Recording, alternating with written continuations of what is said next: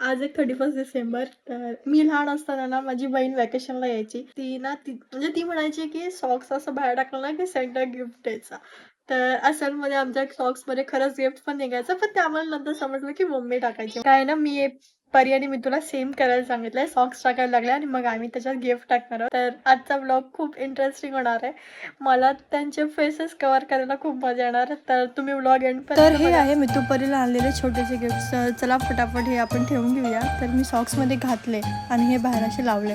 त्यांचे रिएक्शन बघूया. हे आहे.